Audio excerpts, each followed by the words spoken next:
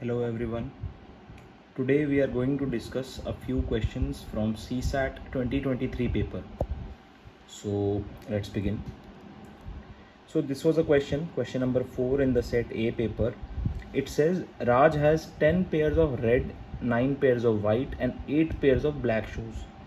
So it means that as in the solution we can see that there are 10 into 2 red shoes, so basically pairs, that is why 20 red shoes, 9 pairs इसका मतलब कि 18 white shoes and 16 black shoes are there with him.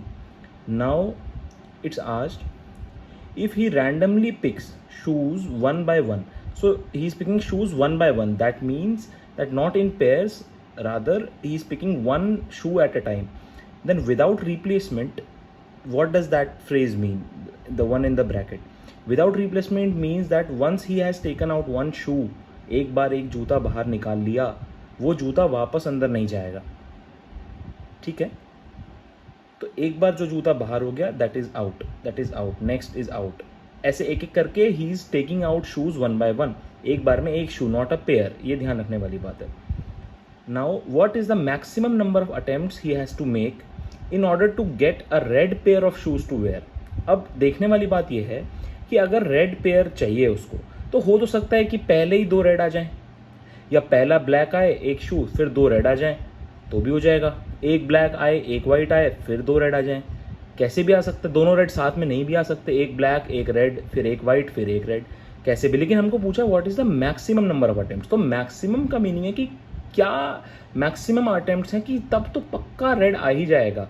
तो इसमें simple सी बात है कि अगर हम सारे के सारे ब्लैक भी आ जाएं एक बार, फिर सारे के सारे वाइट भी आ जाएं, किसी भी ऑर्डर में, आपस में इंटरचेंज भी हो सकते हैं, बट मैक्सिमम क्या यही हो सकता है ना कि उसकी किस्मत इतनी खराब हो कि पहले सारे के सारे ब्लैक निकल आए, फिर सारे के सारे वाइट भी निकल आए और उसके बाद रेड आ रहा है अल्टीमेटली. और रेड भी हमको एक बार नहीं 2 बार निकालना पड़ेगा. यहाँ कंफ्यूजन हो सकती है कि 2 बार रेड चाहिए मुझे, कि 2 शूज चाहिए. तो 3 फैक्टर्स इसमें आ गए. तो अगर वही है कि अगर 16 के 16 हमारे ब्लैक शूज बाहर आ गए, 18 के 18 वाइट शूज बाहर आ गए, और जो 2 रेड शूज फिर आए, तो वो टोटल मिला के हो गए. इनको सम करेंगे तो 36 and that is the answer B. Next 4 letters हैं इसमें, ऑल 4 आर हैविंग 4 एनवेलप्स. तो मैंने कैपिटल ABCD लेटर्स रखा है और स्मॉल ABCD उनके एनवेलप्स रखे हैं. नाउ हमको पहला एक स्टेटमेंट दिया है कि हर एनवेलप में, एक तो ये है कि हर एनवेलप में एग्जैक्टली 1 एनवेलप में एक ही वो जाएगा, मतलब एड्रेस होगा, एक ही उसका वो होगा. देन इज इट पॉसिबल, पहला है it is possible to exactly that 1 letter goes into an incorrect envelope. अब क्वेश्चन ये है कि क्या एक लेटर सिर्फ इनकरेक्ट जाए बाकी 3 करेक्ट जाए, ऐसा हो सकता है क्या. मान लेते हैं कि एक लेटर इनकरेक्ट गया, यानी कि ए चला गया गलती से बी में, कहीं पे भी, या सी में चला जाए या डी में चला जाए, कहीं पे भी जा सकता है. एक लेटर गलत चला गया तो बाकी सही जाना है, ठीक है. सी में चला जाएगा, डी में चला जाएगा. अब अगर बी को सही में जाना है तो बी में जाना चाहिए, स्मॉल बी में. लेकिन स्मॉल बी में तो ऑलरेडी ए बैठा हुआ है और एक एनवेलप में एक ही आ सकता है. क्वेश्चन में लिखा हुआ है कि exactly 1 letter is to be put in exactly 1 envelope. इसका मतलब बी तो एटलीस्ट अब बी में नहीं जा सकता, वहाँ ऑलरेडी ए बैठा हुआ है. तो अगर एक गलत में बैठा है तो ऑब्वियसली उसने किसी और की जगह खा ली ना. तो इसीलिए जो ये वाला है, तो एक एटलीस्ट बी भी हो सकता है, CD भी गलत जाए, लेकिन अगर वो ना हो तो बी तो कम से कम पक्का से वो भी गलत में जाना पड़ेगा. बी को एटलीस्ट ए में जाना पड़ेगा, क्योंकि बी की तो अपनी जगह खाली नहीं है, वहाँ तो ए बैठा हुआ है. तो ये वाला स्टेटमेंट गलत हो गया कि it is possible that exactly 1 letter goes into incorrect envelope.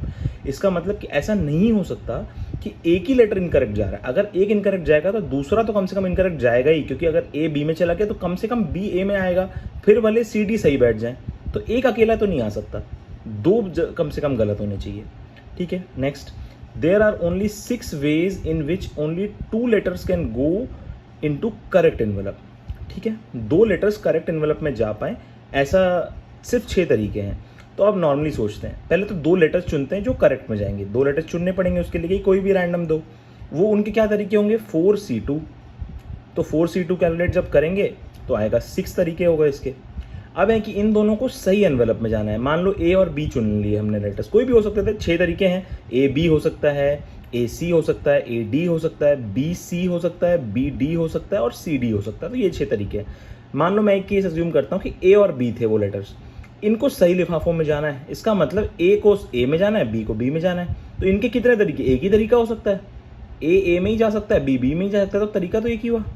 इसमें ये ऑप्शन तो नहीं है कि ए बी में चला जाए या बी ए में चला जाए या ए सी में चला जाए किसी में, क्योंकि उनको सही लिफाफों में जाना है। तो एक ही तरीके से सही में जा सकते हैं, एक ही तरीका है जिससे सारे सही में बैठ सकते हैं। फिर जो बाकी दो हैं उनको गलत में जाना है। तो अब ए में जा चुका, बी बी में जा चुका, तो 2 लिफाफे खाली हैं सी डी और 2 लेटर्स हैं। तो अब इसमें जो दूसरा जैसे सी है, सी क्या डी में और सी में 2 ऑप्शन इसके पास, बट क्या सी में जा सकता है? अगर सी में चला गया तो वो तो उसने सही वाला ही भर दिया। बट हमको क्या बोला, एग्जैक्टली 2 सही होने चाहिए और 2 हमने सही डाल दिए, ए और बी हमने सही डाल दिया। सी तो अब सी में नहीं जा सकता, सी को डी में ही जाना, क्योंकि अगर सी में चला गया तो वो तो सही हो जाएगा। तो तीसरा सही हो गया, तो वो हमको तो करना नहीं। हमको पूछा है कि 2 letters can go into a correct envelope. तो 2 कैसे जाएंगे कि जब सी भी गलत में जाए, डी भी गलत में जाए। तो सी के पास देखे तो 2 ऑप्शन है, सी या डी, लेकिन ऑप्शन एक ही है उसके पास कि उसको डी में ही जाना पड़ेगा, क्योंकि अगर वो सी में चला गया तो करेक्ट ही हो गया। सिमिलरली डी में नहीं जा सकता, वो करेक्ट हो जाएगा, डी सिर्फ सी में जाएगा। तो अब इसका भी एक ही तरीका है, डी और सी दोनों, मतलब सी डी में और डी सी में, 2 एक ही तो तरीके हुए, एक ही ये तरीका हुआ, एक ही ए बी का तरीका है। तो टोटल तरीके कितने हो गए, इन सबको मल्टीप्लाई 6 इंटू 1 इंटू सॉरी ये 6 इंटू 1 इंटू 1 होगा, क्योंकि इसका भी एक ही तरीका है। तो ये इसके 6 वेज, इसका 1 वे और इसका भी 1 वे। तो 6 into 1 into 1 equals to 6 ways. तो टोटल 6 ही तरीके हैं। और इसमें भी बोला हुआ है कि देयर आर ओनली 6 वेज, तो इसका मतलब ये सही हो गया हमारा। तो ए इनकरेक्ट है, बी करेक्ट है, आंसर हो गया हमारा बी, 2 ओनली इज करेक्ट।